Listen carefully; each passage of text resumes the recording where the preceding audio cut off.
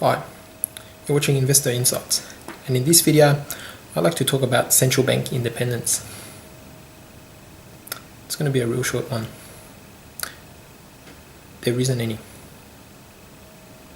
Central banks, although technically they're supposed to be independent of the policymakers, they're not. In the US, whatever Obama wants, the Fed will provide. Just as whatever George Bush wanted, Alan Greenspan provided.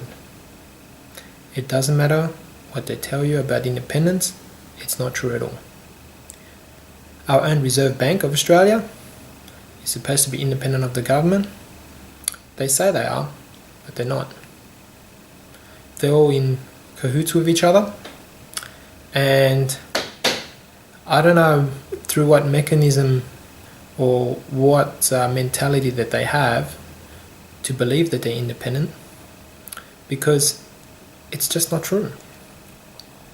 You look at government statistics, especially those relating to inflation, that says everything's tame, everything's alright. The government wants lower rates. The government wants monetary stimulus through lower rates in this country.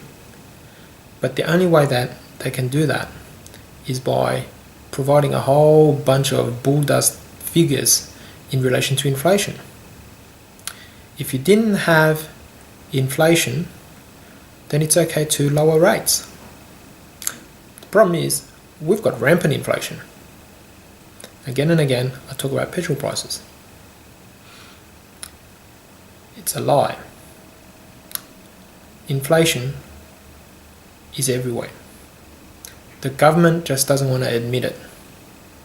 Because if it does, the RBA has no choice but to hike rates. And if it hikes rates, it will be Armageddon. Armageddon in the real estate market, Armageddon in the stock market, Armageddon in the bond market. In the US, it's the same thing. Ben Bernanke laid claims in front of Congress that he is the best Fed chairman in terms of providing low inflation during his term at the helm. It was sub 2%. But we all know that that's a load of bull dust. Inflation is not 2% in the States. Their gasoline prices are skyrocketing as much as ours. But no. They've got to keep rates low. They've got to buy bonds to artificially have low rates. And even the market now is not buying the story. The bond market's been trashed in the past 2.5 months.